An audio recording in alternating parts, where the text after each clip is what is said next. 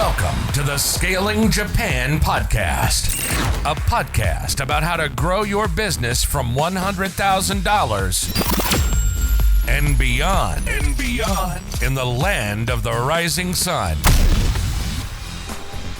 Welcome to the Japan Scalers Podcast, where I interview entrepreneurs, country managers, and growth leaders who have scaled companies in Japan. On today's program, we have Paul Kraft, the founder and president of JapanIQ, which helps guide multinational corporations enter the Japanese market and enter well. He has helped launch and scale some very well-known brands like Haribo, Nespresso, Starbucks, and more. He is a food and beverage professional and runs a very interesting YouTube channel, which I listen to personally. Before we start, here's a quick introduction to myself, your host. I'm the CEO of LaunchLab. We support setting up a company and back office in Japan. We also provide affordable advisory on raising capital, IPO, and other finance topics. I also run Scaling Your Company that provides courses and sales advisory and digital marketing agency services for the Japan market. If you need help, feel free to reach out. But Paul, it's really good to finally have you on. Tyson, great to meet you. It's an honor to be here, and I've been looking forward to this for a long time. Excellent. And yeah, look forward to hearing your adventures in Haribo, but also some of your adventures helping brands through JapanIQ. Sure. Cool. So I guess we'll get started with Haribo, but I'm pretty sure everybody has heard of Haribo, but who is your target market? Sure. Well, first of all, if I may, I no longer work for Haribo, but with that, I spent 5 years there, most until just last year. But Haribo really is a very, very broad brand, and they will say their target is anyone from 3 to 99. Anyone who loves candy, no matter how old or young, and they've done a pretty good job at that globally. Cool. And what was your role at Haribo? So I was the country manager of Japan. So I, like some of my past roles, I was the first person on the ground here, for lack of a better word, to Japan. Haribo has been in Japan for a little over 30 years, but like many imported brands, whether that be in food or whatever, they were sort of wondering, does Haribo want to be the niche imported brand for sale in import grocery stores? Yeah, I was going to say Caldi. Yeah, Caldi, or if for those who've been in Japan a long time, Plaza or Sony Plaza or whatever. But are you happy being that niche brand? And many brands are, and many brands are probably better just to play that role. Or do you want to really go mainstream and really hit some big sales and go into convenience stores and things like that? Yeah, because I've been seeing it at supermarkets sometimes, and even like stores that sell like maybe just kids products. Yeah, you'll find some Haribo nowadays. Yeah. I talk about any parts of that you'd like. The foreign nature tweaked to Japan, and then with some advertising, did a great job. So I think for this episode, normally we go through the stages, but I thought one interesting angle, like as we were talking together, was kind of like the initiatives that you've kind of launched and pushed through, and kind of like rather than a stage, more like each stage could actually just be one initiative. Okay. And so, yeah, I think that might be interesting, because I think there's some country managers, they might push through like one initiative and they're like, yes, I'm done. Yeah, no, it might feel like one initiative, but the initiative does have stages, or there's sort of what the initiative is going to be, but you have to get different buy-in, whether that be from the local partner or from headquarters, and then you have to execute it, and then you have to sort of keep it going. So yeah, happy to do that. Cool. And I'll kind of leave it up to yourself, but okay. Yeah, I think so I guess I'll let you lead the way then. Sure. We'll see where it goes. Okay. Well, I think I set the stage a little bit with what I've already said. Haribo has been in Japan for 30 plus years as an imported brand. It had not great awareness compared to Meiji, which owns Kajugumi, or another company called Kanro, which owns several different brands. So, Japan, like in many different industries, has a lot of different competitors. But anyway, I can get to that in a little bit. But the issue was, as I mentioned, do we want to be this import brand or do we want to be big? And if we want to be big, that meant people sort of knew what had to happen. But it meant that we had to, really to simplify things, we had to align the P's, the 4 P's or 5 P's or however many P's of marketing there are. And that is, we had to align the price and the packaging and the promotion and in order to get the place where we wanted to sell. The first initiative was about price, and that it was very, very clear that at the time, this is pre-pandemic, almost every candy sold in your convenience store was under 200 yen. And we were over 200 yen. Yeah. And so that was a pretty big price cliff. And so we had to make some changes to the package on the size to bring that price down. And then we also made some changes on what we communicated on the package, with the goal of communicating better to the Japanese audience, to the shoppers, and balancing that with retaining our foreignness, because as you know, Japanese are attracted or can be infatuated with foreign products. Definitely. And yeah, because I think you mentioned one thing, like let's say being the foreign brand it's foreign, but it's also Jap enough to be accepted. Right. Yes. How do you manage that? Well, unique balance. And this is, if you say about, what are some of your other projects, most of my clients or brands that I've worked on are foreign based.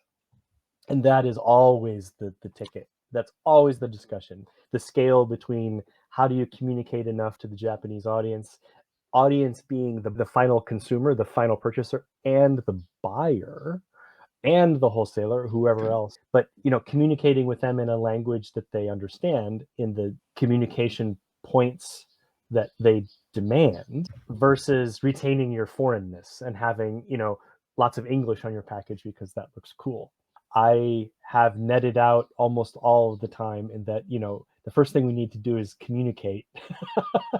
And then let's first succeed in communication and then retain our foreignness in that hierarchy. Gotcha. Could you elaborate a little bit more about the communication part? Sure. So, as an example, if you just go to a Japanese convenience store and look at Japanese products, there's a lot of communication. They will have specifics on taste, on texture, on mouthfeel, on flavor, on everything. So there's a lot of, the Westerners might call it over communication on packaging. So, if you have, my favorite is if you have a candy, not chocolate, but candy, and it's green, what color do you think it is? Americans think it's lime. Europeans think it's Japanese, usually land somewhere in between. So, to make sure that you're communicating your product name, the flavor, the texture, anything else that might be, of concern.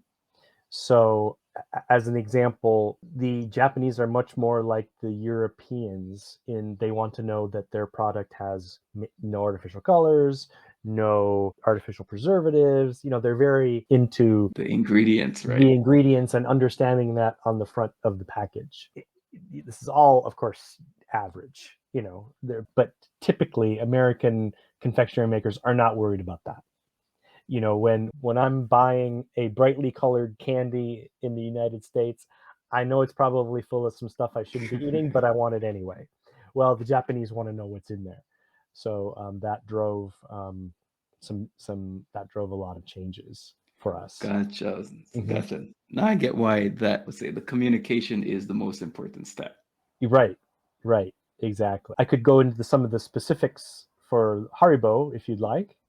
Sure. Yeah. Let's dive into there. Okay. What we found was there was no communication about texture, and also there was a lot of people knew Haribo as a foreign brand, Mm. but they assumed it would be American. Gotcha. And therefore, if they assumed it's American, they assumed that it was full of bad things. Oh, gotcha. So that was sort of a double hit against the brand. And Gotcha. as people choose we call it the decision set. And what are several things that I'm going to buy? And is Haribo in this decision set or not? Gotcha. Yeah. So the changes were twofold. The first thing we did is we put no artificial colors on the package. I would say that in the front, right? Yep, it's right there. And we did that in Japanese because that's the most important. It's there, but it's not in your face. If you look for it, it's there. But the second thing we did in the upper corner, we put #1 gummy in Europe. I see. And so this immediately positioned the product as not I've, American. I've seen that. I have seen that. Right. And then the other thing that it did was, as you know, Japanese consumers like to know what's popular in other countries. If you go into a restaurant, they might not say what's the best. They might say, well, what's the most popular? And so by saying, #1 gummy in Europe, Gotcha. Yeah. and then having no artificial colors, that was sort of a double benefit in that we are lowering one of the barriers, and we're so incentivizing by adding the #1 in Europe. And And I so think that was sort of the first stage, if you and I will. guess it makes you feel kind of special too, right? That you're eating something popular from Europe. I hope so, but you definitely want to try it. No one likes missing out. And Yeah, so to realize that, I've heard of this brand, but I had no idea it was from Europe, and I had no idea it was so popular. So now I want to try it. So that was the first step on the package that we made. any other further communication for Haribo? For the communication, I guess the other one I mentioned earlier, we had to bring the price down, but this was at a later stage. We did run TV advertising, and the TV advertising, if anyone, your listeners, can search for it, just go to YouTube and search for Haribo sumo commercial or Haribo Japan commercial. We had Nice. we leveraged a global campaign where it's called Kids Voices, to where the TV spot starts off with an adult scene that is very familiar, whether that be in New Zealand it was rugby players, in America it was a corporate boardroom, and for the Japanese, the agency and everyone decided to use sumo stable. Gotcha. And so we had That's funny. retired sumo wrestlers. Yeah. And we had them, and then they spoke. When they spoke, we recorded kids' voices on a separate track, and the kids' voices came out. Gotcha. Yeah, and so this was the surprise at the very beginning of a good TV commercial. You need a surprise to get people sort of Gotcha. hooked. Stop what they're doing. Yeah. Yeah, to Stop watch what you're doing. watch the next 10 seconds. Don't change the channel, don't tune out, don't look down at your phone. And so that's, from a communication standpoint, it was sort of stage 1 was the package and the price, and stage 2 was the TV campaign. Gotcha. Makes sense though. I can see the sumos being, because they had, let's say they're a little bit big. Mm-hmm. Let's say the gummy candies, and I can kind of see the connection. Yeah. Well, and I don't know, but some people sometimes say that sumo, because they're big and they're kind of, Yeah. soft. Soft maybe in a way. Yeah. They kind of look like big babies sometimes. I don't Yeah. know. That's appropriate to say, but and so to actually hear you're expected to see, the sumo wrestlers, and they usually talk with a deeper voice and don't say many words at all, but all of a sudden children's voices come out of their mouth. It's very arresting, and it worked very well. Yeah. I can see how that ad can target not only kids but also adults, Mm-hmm. and they can experience that nostalgia. Right. Well, and it's childlike happiness, right? It's Yeah. everyone, no matter how old you are, has an inner child, and that campaign, which has done very well globally, worked very well here. And of course, like many companies or initiatives in Japan, Tyson, it was always said, "Oh, that will never work in Japan. Kids' voices will never work in Japan." Well, it did, and it does very well. So yeah, it was a lot of fun, and it worked. Cool. And actually, I did want to get to know you a little bit better as well. You've helped a lot of companies in Japan, but What would you say is kind of like your advantages as a Hmm. leader for Hmm. growth? Good. Thank you for asking. Good question. I think that there's sort of an in-between person or skill set, if you will. There is maybe traditionally, there's a new country manager from Japan. That person might come from the headquarters, no matter where that headquarters is. Well, good for them, and that can work and has worked very well. But typically, the learning curve for that person is incredibly steep. It takes them months and months and months to get their arms around the business and to how things work and to what's going on. On the flip side, again, not all of the time, but there is a Japanese country manager might be able to understand all of the things going on in Japan, but then they might have a challenge influencing headquarters or getting things done and decided in that headquarters, right? And so Definitely. my sort of sweet spot is being able to do both of those. So to be able to communicate to both sides, to, tell both sides what's going on and to explain to each, what really it's going to take to be successful. And then with that, I have, the experience in all of the different food companies and initiatives and jobs that I've had in the past 16 years here. I think when we were chatting, I think you mentioned that you're pretty much whatever it takes to get the Japanese counterparts on board, Yep. like you're very thorough. Yes. Not sure how they would describe it, but maybe very thorough. Well, I think they're, and that's me. Maybe on the foreign HQ side, they might not understand, what it takes to get your Japanese partner on board. Well, it takes hours and hours of patient listening and cajoling and making everybody feel heard.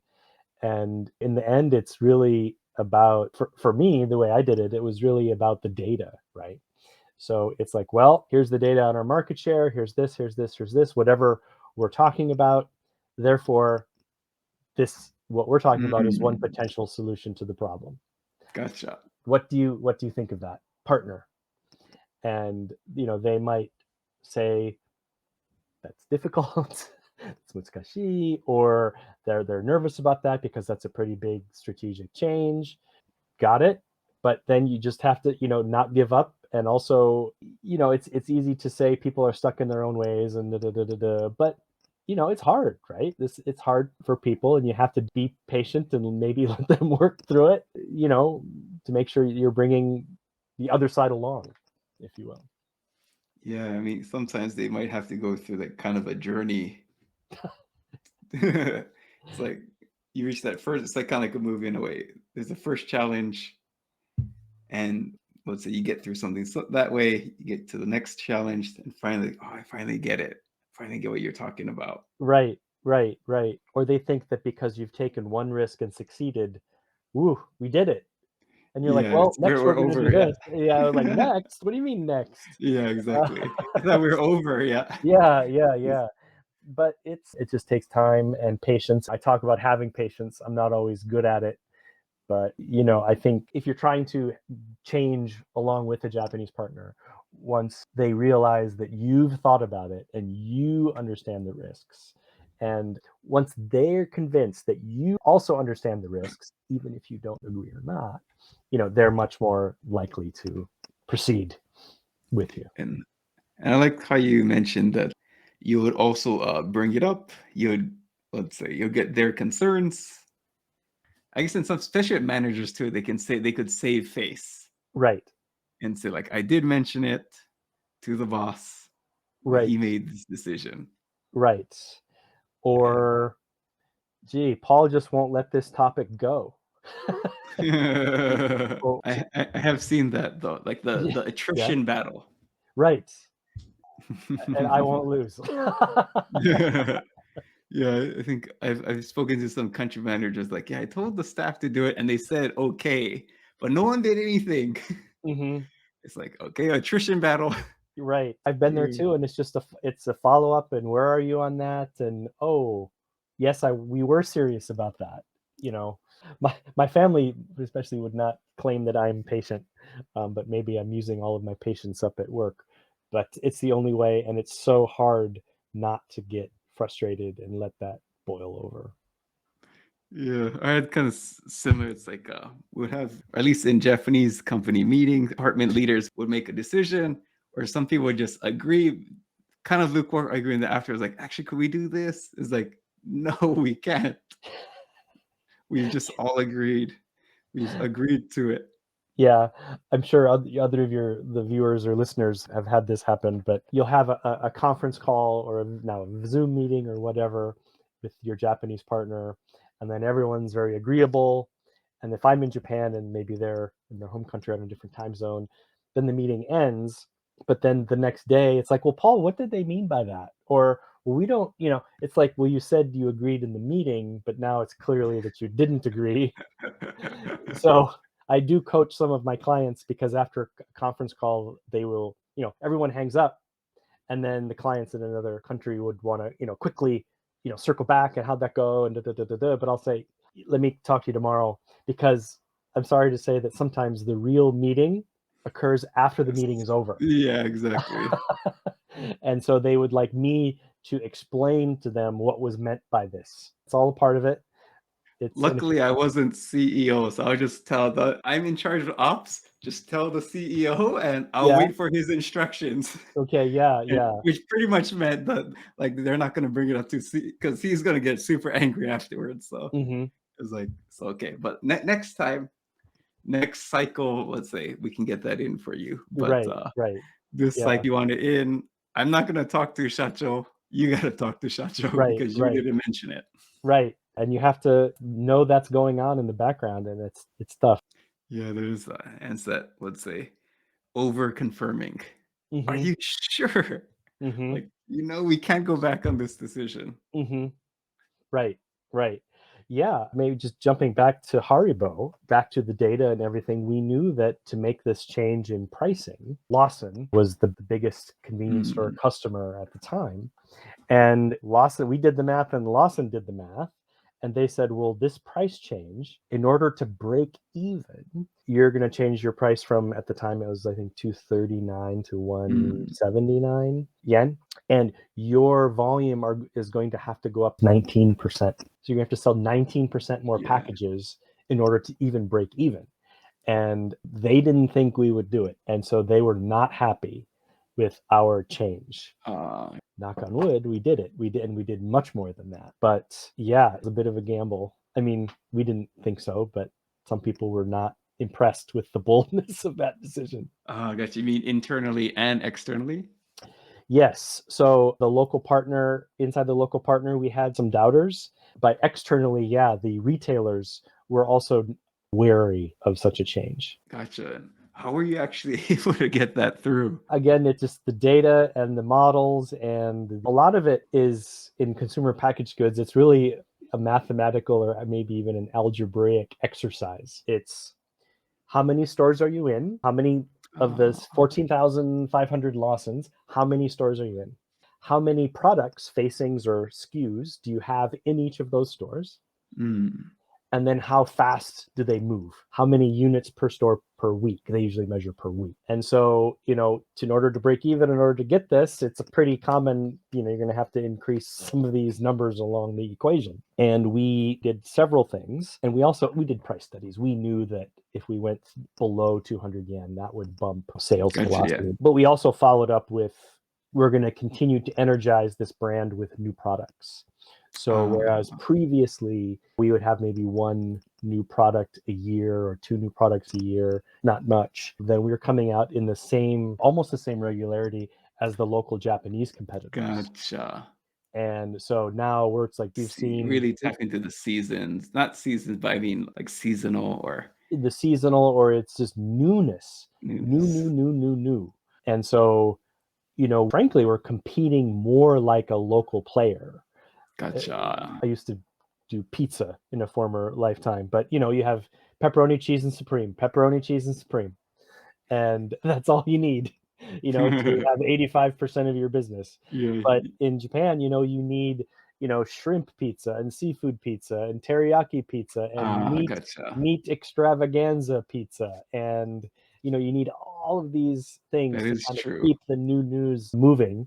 And we did all of these things, and then we followed up with, with these new products that sort of kept the momentum going. So that's Yeah, that pizza analogy is really funny, actually.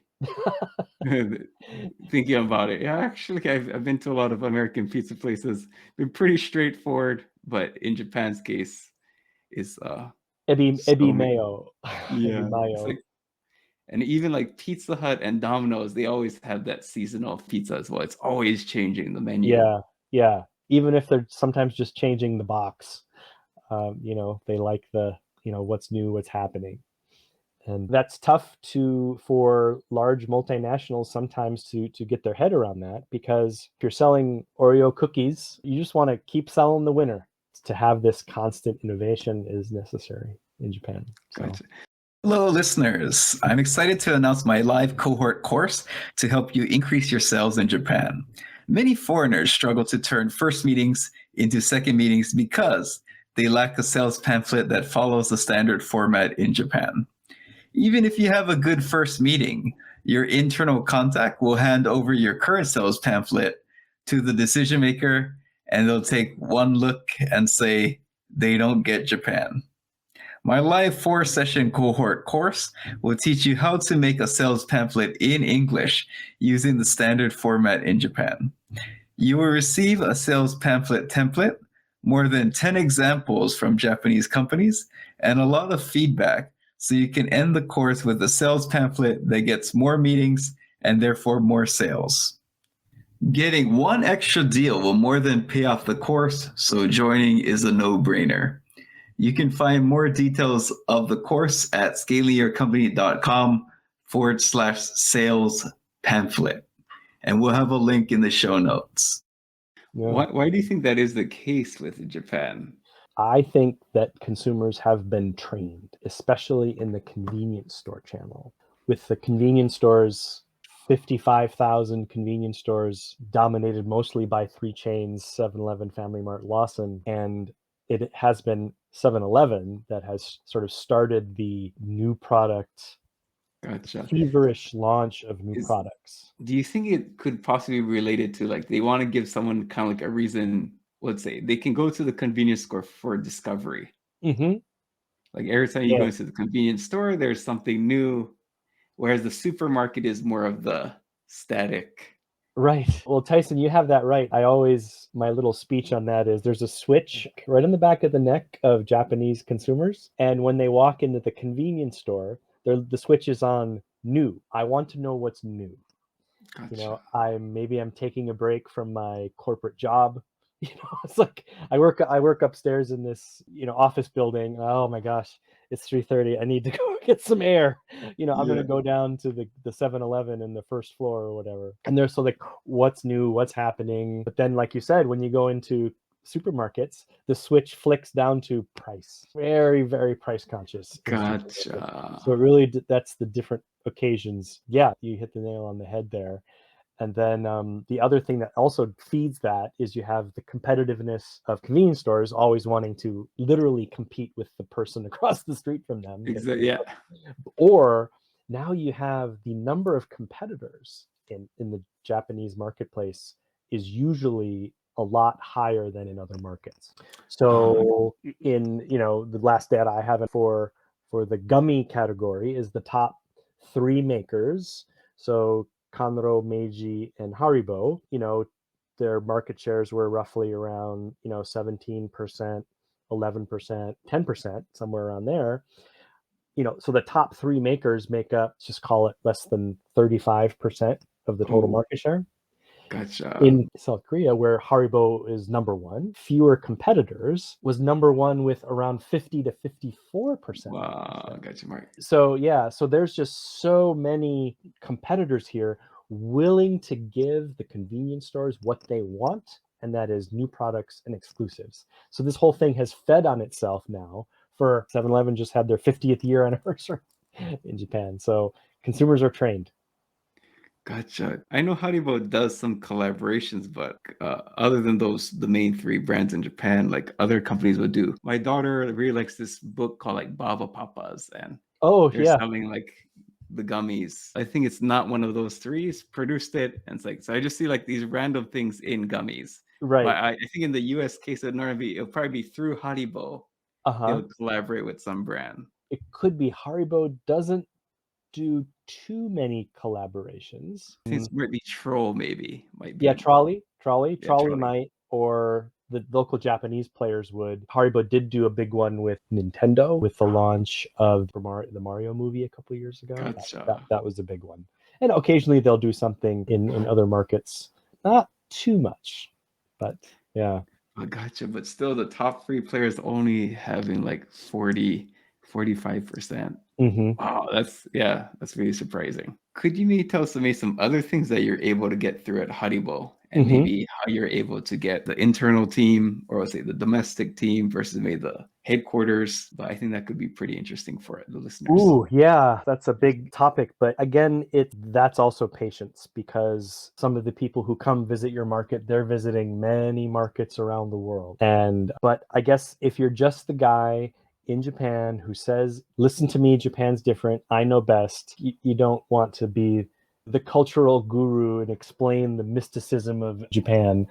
It's all data, it's all black and white, it's all just giving example after example after example. So I've done in the past, I had to do it a little bit in Haribo, especially at the beginning, but I would have, well, here's the new products. How about I would talk to the marketing team at HQ, or we called it the portfolio team, who's in charge of helping us launch new products in Japan. How about I just make a little very informal magazine, just highlight of the new gummy products that are launched in Japan, just to give you guys a sense of who the players are and what's going on and what's the differences are and maybe how successful they've been. And they say, oh, Paul, that would be great. Well, then I do it. And then I send about 10 new products a week. And they're like, wait a minute. All these products are launching like in the past 2 weeks? And it's like, yeah. Good. And so they're like, what? And so it's just anything you can do to bring Gotcha. them along for the ride and not be the crazy crackpot Like who's been I in told you Japan too so. long. Yeah, I told you so. Right. Yeah. I I mean, told you it wasn't gonna work. yeah, Japan's different. right. Yeah. So that's the number one way. Anybody who's hosted guests from overseas to come to Japan for a market visit or whatever, it is a lot of work. It's 24/7, but you just got to do it. And I have a career coach that would said, Paul, just got to use the broken record, just say the same thing Yeah. and again and again, and not being upset if they seem to have not heard you. Is this more for the headquarter case? Yes. Gotcha. Yes. Yes, the broken record. That's Right. used by HR professionals the world over. Yeah. Oh, well. It does work. It's it's that I think it goes back to that war of attrition again. Right. Like, The big example is in the United States. If you get your product into Walmart, you are in almost every single Walmart store in the same place in that Walmart store, everywhere across the United States. I guess, yeah. And then you come here, it's like, okay, well, we launched in 7-Eleven, and we go into 7-Eleven. Wow, look at this nice Haribo displays, lots of different products. And then you will go a block away and there's zero. And you go another block away, there's one. You go a block away and there's zero. And they're like, what is going on here? This isn't right. This is not good business. Paul, what are you allowing them to do? And you just have to explain again and again that this is a franchise system. It's not necessarily, up to headquarters to what goes on the store shelves. Explain, broken record. And yeah, there you go. Gotcha. But yeah, I guess the broken record, but with evidence. Right. Yes. Is And the key point. It's hard not to be a jerk about it, but you just gotta keep. No, I think that evidence point is key, because I actually do think it is, or asking them to just trust you. I think that actually is kind of taking too big of a leap of faith. Mm-hmm. Because they don't know enough about Japan, they don't know enough about you, and so just to take your word on it is too big of a leap of faith. Mm-hmm. Yeah, and these are big businesses with big companies, and Japan's a big market. And usually, if something's happening in Japan, usually the board of directors knows about it. And so, you have to You know, you can't say shut up and trust me. I know what I'm doing. Yeah, Even though you exactly. want to sometimes, but that's not right. So, I have to have that conversation with Japanese staff too. Sometimes they're like, "Just oh, trust me." It's like I trust you, but if this goes wrong, like I'm going to be in big trouble. You're not going to be in big trouble. So I just want evidence.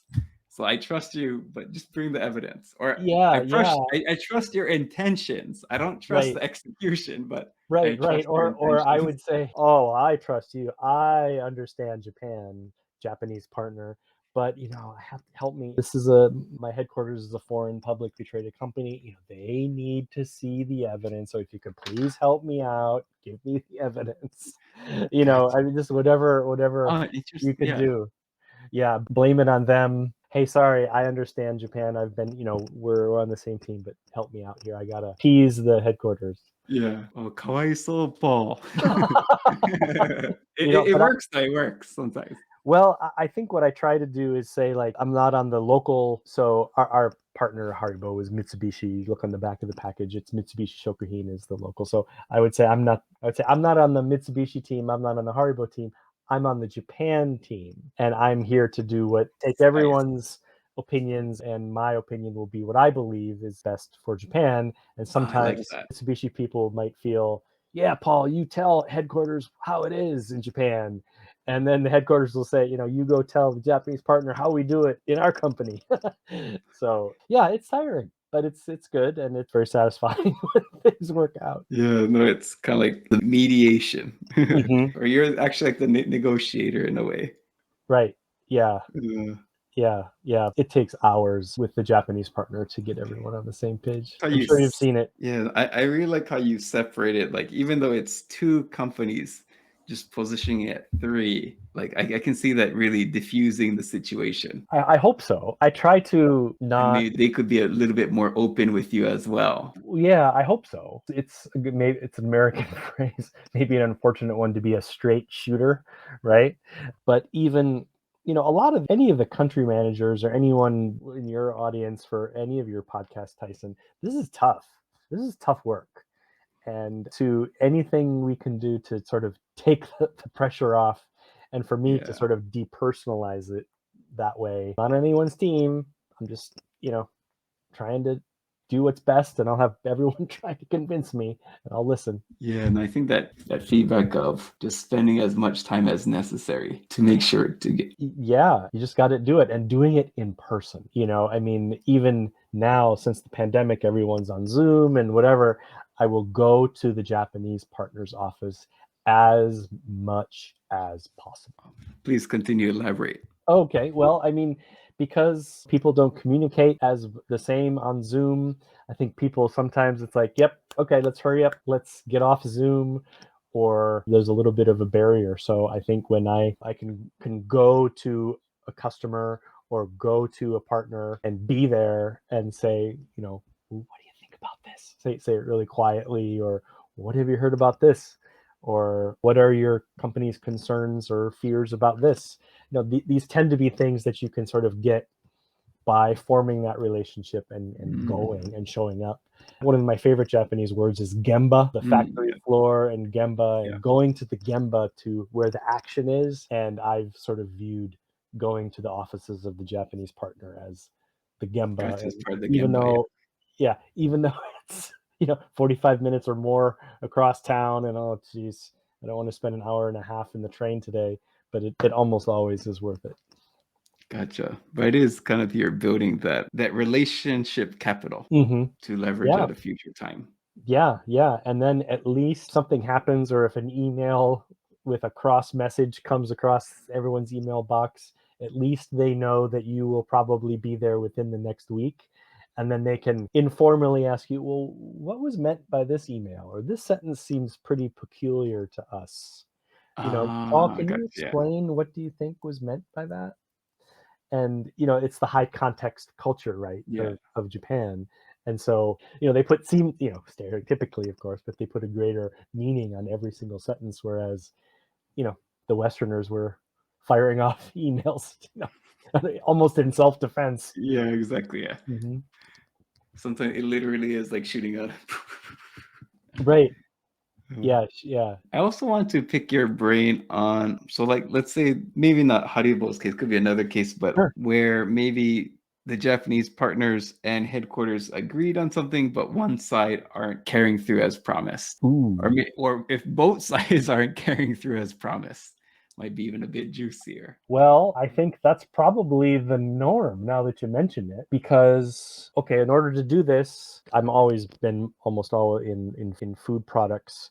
But okay, well, we're going to launch this by this time frame. You're going to have these things by this time frame. Here's and timelines slip, things don't happen, and then that means that the foreign firm is not upholding their end of the bargain. And to us, it's like, it's just a week or whatever. It's, come on, it's fine. It's like, no, you're not trustworthy. Japan not upholding what they said they would do. Well, usually if they say they're going to do something, they usually do it. But I've given a lot of speeches in the supply chain world on managing, this is a sexy category, Tyson, for scaling Japan, but managing inventory levels in Japan and the importance of forecasting and the importance of accurate forecasts and plans and little adjustments and understanding the building blocks of what makes a forecaster sales or whatever. And many of the Japanese companies that I worked with can view that as a fool's errand. We don't know, we don't have any visibility. Who knows what Don Quixote is going to do? I mean, you go in there every single week. Who knows? These stores are crazy. But slowly showing everybody, but showing the Japanese partner, hey, when we forecast, we're more accurate. When we're forecast, we get what we want. When we forecast and something goes wrong, the foreign partner is more likely to forgive or bend rules in order to get us what we want if we're forecasting properly in a Western sense. And so that is a very technical, non-sexy topic. No, it's a very good one, because that actually might be probably the biggest pain point for most country managers, where headquarters will have these types of metrics and the Japanese partners will be like, whoa, like where'd this come from? Well, we can't grow that. It's like, well, why not? Or how can we grow that? Or what will it take to grow that? Or if we launch in 7-Eleven, so 7-Eleven, 21,100 stores. This thing is a monster. I mean, it is one of the largest retailers in the world. And the success or failure or your different forecasts will probably be known. You can probably predict it after the first few days. When I managed the Starbucks business, consumer packaged goods business, everything outside the coffee shop, we would launch a chilled cup coffee product.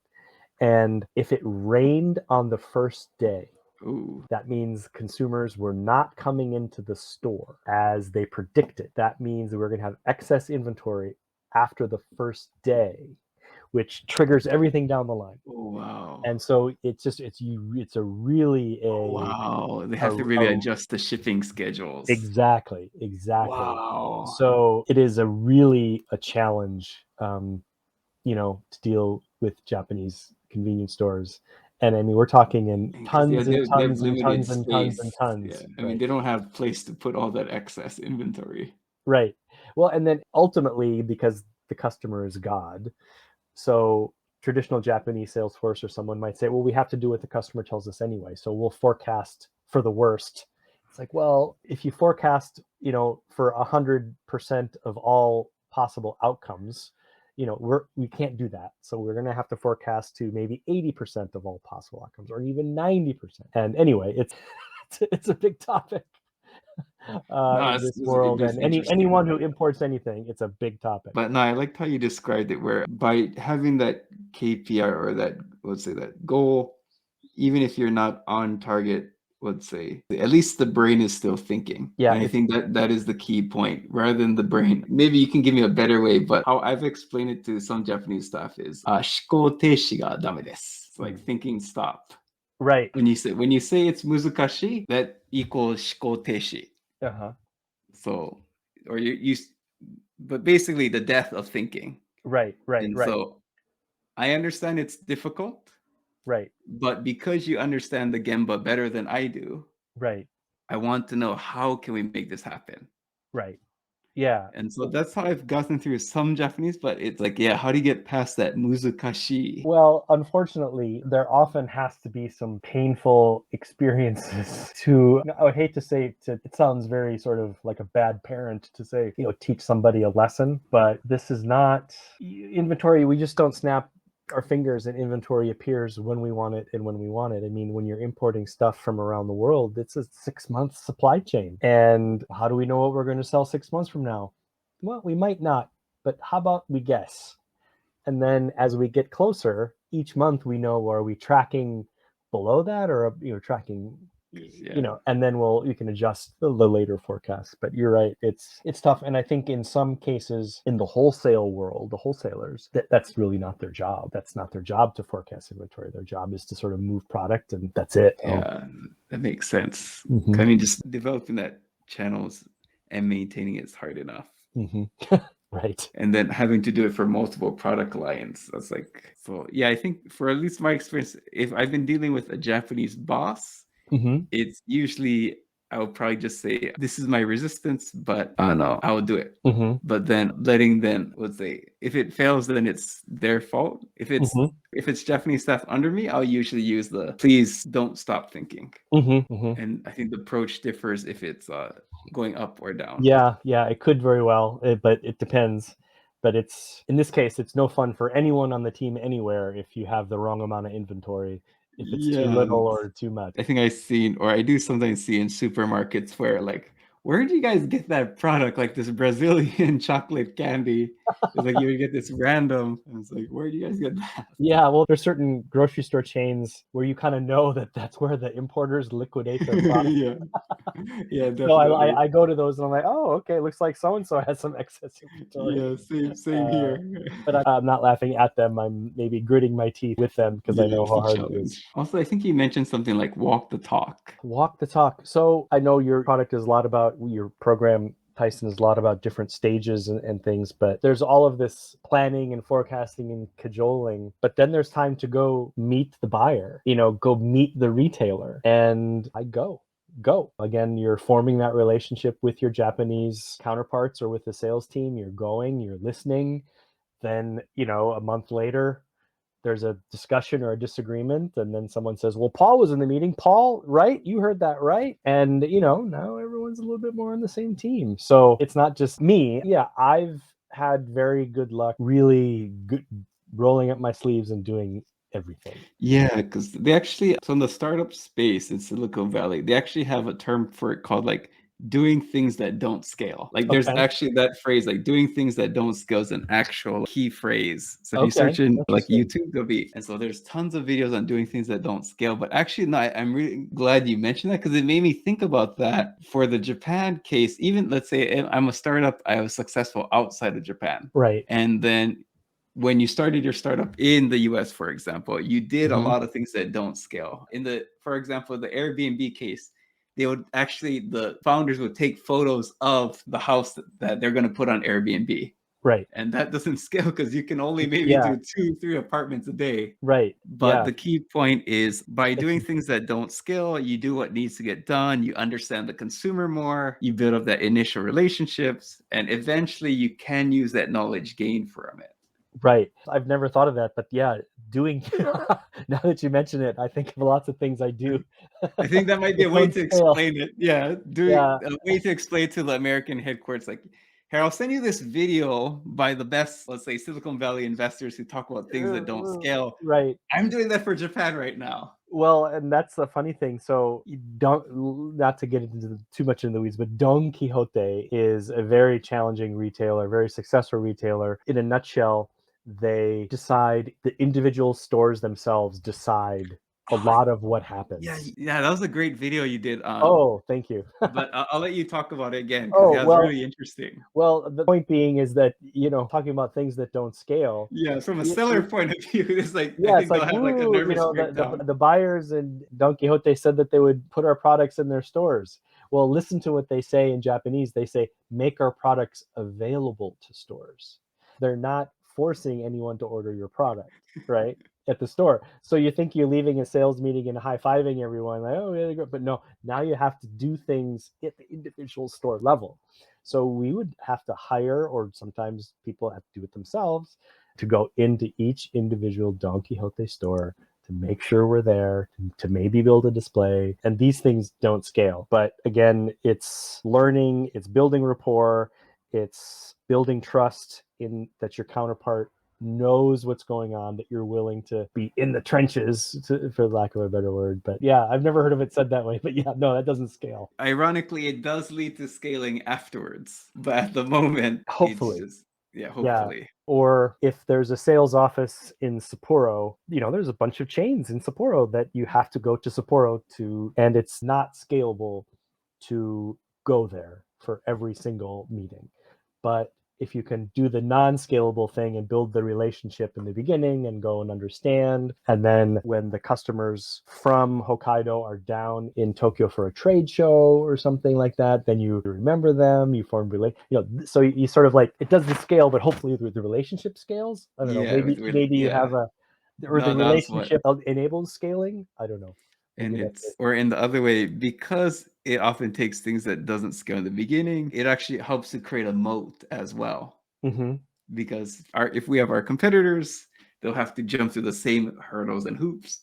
And just seeing your guys' resistance, it's going to be the same for everyone else as well. Yeah. Well, Paul-san has been to Fukuoka 3 times in the past year. Paul-san, he knows what's going on down here. So, we know that if we call Paul-san, he'll hear us Gotcha, out. Even though it's not scalable, it doesn't feel very scalable when you're going down there all the time. But hopefully it is. It's usually a hard conversation. Sometimes talking to, I'll say, probably European SaaS, especially because the time zone difference, where they'll want customer support to be done during, let's say, the European headquarter hours. Oh. And for like the start, so let's say you have like a security device, and like, yeah, we can help you out, or like, oh, we have this software in your factory. And yeah, you can call us, let's say 9 to 5 p.m. European time, or like, let's say England time. And it's like, that doesn't work. No, that you're not making a lot of friends doing that. Yeah. I mean, a lot of them end up not working out. Yeah. But it's like that, just the explanation. It's like, no, you can try it, but I don't recommend it. Yeah, that's tough. That sounds like a sticky one. Yeah, because like in the startup world, like I've talked to other people who help startups enter Japan, but for startup investment, they usually have kind of like stages. Okay. And let's say if you get like, maybe I'll just say ichi okuen. Let's just say 100 yen is $1. Mm-hmm. Yeah. For the listeners, that's probably the easiest way. Yeah. But let's say it's a seed stage is 500,000, maybe 1 million, 2 million. Mm-hmm. Usually we'll say like, don't enter Japan. Mm. But if you get about 5 million to 8 million, dollars, then you could probably bring your startup to Japan. Okay. The reason is, if you only have like 500,000 in the bank, you're going to need to get sales. Right. And in Japan, you're going to have to wait 2 years possibly for that. So the typical advice I just have to say is, please get sales in your home country first. Right. Then usually the answer, but our home country, like India, it's so competitive. We have like 5 other competitors and we haven't seen any competitor in Japan. Is like, I know, but because there aren't any competitors here, there's a reason for that. Right. You're introducing a new model and it's going to be really, and I don't think you have the capital and patience to, and I guess in this case, I think from now on, I'll probably use the attrition battle word a lot. You just don't have the capability to go through that battle. And the programs I've helped, it's usually those who have raised like 5 million. They came here 2 years ago and it's like, oh, you guys are still here. It's like, okay, like I can take you guys serious now. Yeah. You've come out the other side. Yeah. And I'm sure, and if you're speaking of technology or software, I can't even imagine the decision-making cycles, the sales cycle. But I've done work with a lot, both the Canadian government and the American embassy and things like that. And it's like people come over for their first trip to Japan. And it's like, you are not welcome to Japan for the first time, welcome, and you're not going to get a sale. Just don't, please. It's just going to take a long time. So please know that before you come. So similar, but on a different scale. Yeah. Are you Japan ready? Yeah. And it's, and some people aren't. I know one foreign embassy, they often tell their companies, just go to Korea first. It's easier. And I think you mentioned one thing, I guess one of the last things on to Yeah. dabble was, I think you mentioned you had a really great consumer understanding. Mm-hmm. Could you actually, so I'm actually, I guess, what types of understanding do you have, or like, what would you consider actually is a great level of consumer understanding? I think that might be interesting maybe for people from other industries. Right. Awesome. Well, consumer understanding. I think people make decisions or buy product, or they make sort of a positive thumbs up decision and buy your product for certain reasons. But then they also may not buy your product for certain reasons. And what are those reasons? And I guess the thing that I've sort of found is it really comes up a lot in packaging, because they say like, well, this is a great package, it's this, it's that, this product is a great product in all of these other markets, and maybe even they're popular in Korea, which is right there. But the Japanese may or may not make a decision based on things like, well, I couldn't imagine what this tastes like, or I was looking for a harder, I felt like something with that's of a hard gummy, a harder texture, or and I couldn't understand what this was. So I think the level of detail required by consumers to make a purchase in Japan is, in my experience, everybody's different, every product's different, but in my experience is much, they require much more level of detail before they'll take you off the shelf in Japan than in other markets. Gotcha. And I guess because the competitors are doing it, you have to do it as well. Right. To that Right. communication. Right. And just, look at Japanese websites, look at, Japanese TV shows, the amount of over communication that's done with thought bubbles or what have you is just over the top, because Japanese tend to require much more much more knowledge, much more information before they're willing to make a decision, and they usually get it. And I think sometimes if I'll show like a foreign like website agency like a landing page, typically we might just have like 2 call to actions maybe on Yeah. one landing page. But if you go to a Japanese one, especially if like fitness, sometimes there Oh, might be like 10, 12. When does this page end again? right. Or, we go to a Japanese banking website. So I just want to know my balance. How many clicks away am I from knowing my balance? And I don't know what it is, but it seems that it's a lot. It's too many. Because I think in Silicon Valley, I think they have a rule like I think 3 or something. Like Is it, yeah, everything has to be like 2 or 3. But yeah, in Japan sometimes. yeah, or how button colors don't mean the same thing, you know.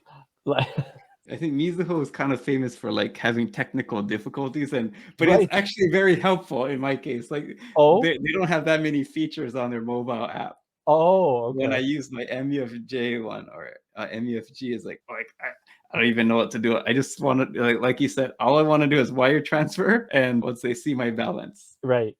Well, I'm a bit of an early bird, so I get up in the morning like, okay, I'm gonna get a jump on the day. I'm gonna, pay these bills and do my bank transfers. Like, oh, the website doesn't open till 8. So, yeah, exactly.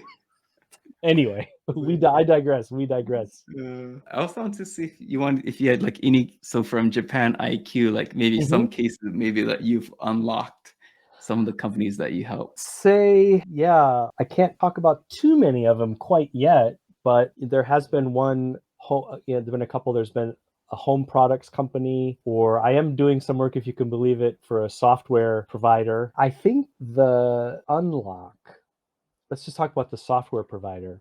The unlock has been to have somebody in Japan is turning out to be very, very valuable. So this a software company, they sell their software, are used by the biggest brands and all of the big computer makers, and they all use it. And even if the Japanese client uses the American product, and even if the Japanese client speaks great English, they're almost always incredibly relieved to have somebody in Japan as a resource. And I was first surprised by this, but the reason is because even if they speak great English, the Japanese company working with the American software provider in the United States, it is so difficult to explain the nuances of Japan that they're just happy to have somebody here to help them explain it. Gotcha. If that makes sense. Yeah, it does. Or it's because I think they've never had to explain some things before. Some things are just like second nature. Right. Or And why is Golden Week Golden Week? Or why is Silver Week Silver Week? Or why is this holiday this holiday? For them to, if they're, they're purchasing a software, they maybe don't want to educate their vendor, for lack of a better word, on the nuances. So yes, when I'm helping somebody here in Japan, they're, even if it's not a language barrier at all, they're just relieved, because explaining Japan to outsiders can be so daunting. So I yeah. don't know if that's an unlock, but that was sort of an aha moment for me in the past few months. Yeah, no, I mean it's I mean they were stuck in a way, so and you're helping Yeah, them and become unstuck. things are moving, and we would help them with a local client. They'd be like, "Oof, their English is great, and they seem really. I don't know if I'm going to be able to help with this. I don't know if they need my help." Well, they do, and everyone's happy to have that help. I guess we'll finish it off with where can the audience find you? And do you Sure. have any asks for the audience? Sure, sure. Well, I can be found on LinkedIn, Paul Kraft, PaulKraft, or at JapanIQ.com. And I think you mentioned it earlier, but I do, Tyson, have a YouTube channel. It's very nichey, but it does. Thank you. You mentioned that you watch it from time to time, Yeah, I did but watch it's the Don Quixote yeah. It's Costco episode thank of you. what Seijo Ishii Oh, thank was like you. the Oh, that means luxury. a lot. Thank you. Yeah, I review Japanese retailers in depth from sort of a business perspective, not like here's the new family chicky recipe at Family Mart this week, but like how do they do business? How many stores do they have? What makes them different? Why do they have great successful socks at Family Mart versus other stores? That's that. So that's how they can get a hold of me. And yeah, I'm happy to talk to anyone. I'm quite free with my advice after, working in multinational corporations for 2 dozen plus years. And I'm enjoying being by myself and happy to help out if I can. So I know you do the food and beverage consulting, Mhm. also like hands on the ground. I know Yep. you also maybe help some country managers help navigate the landscape of how do you take care of Japan and headquarters at the same time. Yeah, I do that. Yeah, I wouldn't call it, it's not necessarily coaching, but just to help people frame up why it's different, or sometimes it's how do I explain to my headquarters that packaging is different in Japan, or something like that. But yeah, I help with that too. Awesome. And yeah, so Paul's the man, and you know where to contact him now, and we'll have Right. all the details in the show notes. All right. Super. Thanks so much, Paul. All right. Thanks, Tyson. I enjoyed it. Same here. Okay.